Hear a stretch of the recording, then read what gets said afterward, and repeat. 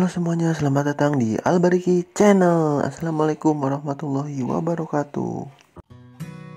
Pada video kali ini kita akan membahas penyakit ya dan tips-tips ya untuk merawat Isuzu Panther ya teman-teman, atau hal-hal yang perlu diperhatikan sebelum membeli dan perawatan Isuzu Panther ya teman-teman. Kita bahas dulu dari penyakitnya teman-teman.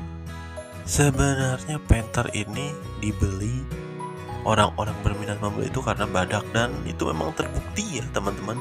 Panther ini memang bandel dan tahan ya, diisi solar biasa juga tahan ya mesinnya dan irit. Nah itu adalah mesinnya ya.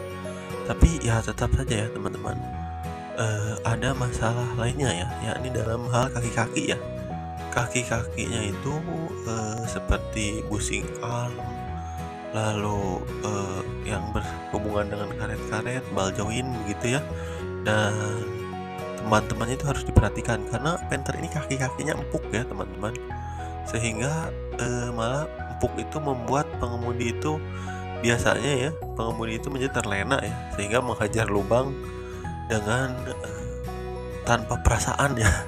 Nah sehingga menyebabkan kaki-kakinya itu di unit-unit yang sudah tua ya itu terasa ya ada performa penurunan ya. Makanya biasanya penyakit Panther itu ya paling di kaki-kaki ya. Dan hal-hal yang harus diperhatikan lainnya yakni ya, bila membeli Isuzu Panther dalam keadaan kondisi bekas ya teman-teman, yang perlu diperhatikan yakni tips dari saya yakni gantilah ya teman-teman filter, karena filter di mobil bermesin diesel itu vital ya, berpengaruh ya. Yakni harus diganti filter udara, filter solar, dan filter oli ya, agar kebersihan di ruang bakar dan performa mesinnya itu bisa tetap terjaga ya teman-teman. Karena harga filter ini murah lah teman-teman, sekitar 100 ribuan ya. Apabila filter sudah diganti, hal berikutnya yang harus diperhatikan apabila membeli Panther dalam kondisi bekas yakni adalah oli mesin ya teman-teman. Ganti saja oli mesin dengan yang baru ya.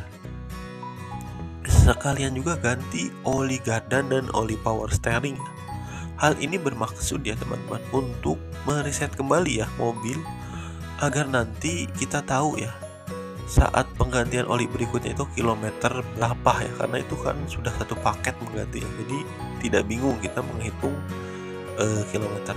Selanjutnya periksa ya teman-teman jumlah minyak rem ya, kondisi booster, master rem, dan master kopling. Jika sudah kurang bagus sebaiknya diganti saja ya teman-teman dengan yang baru ya.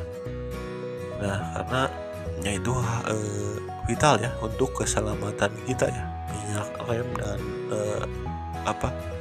booster-boosternya ya.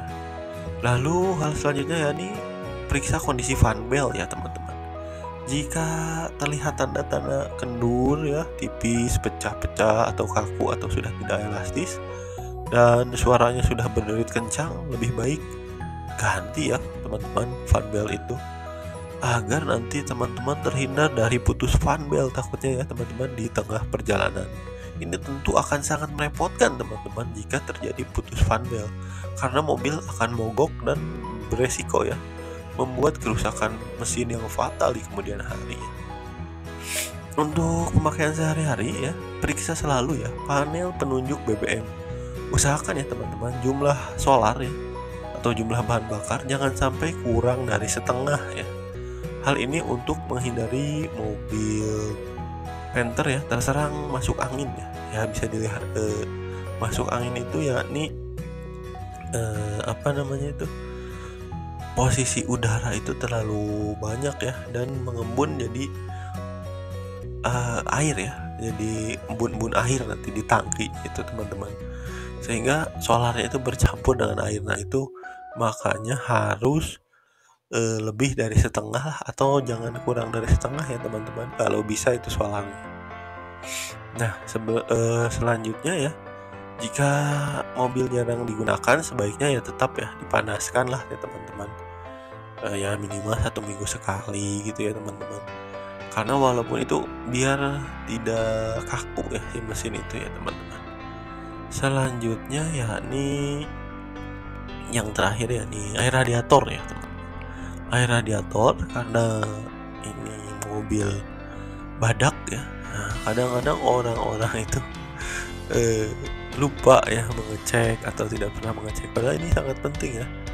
Nah, kondisi radiator, jadi jangan lupa dicek ya. Kendati mobil Panther ini badak, jangan sampai teman-teman lupa ya, menganggap mobilnya wah maintenance free. Tidak juga ya teman-teman. Tetap saran saya periksa ya kondisi air radiator.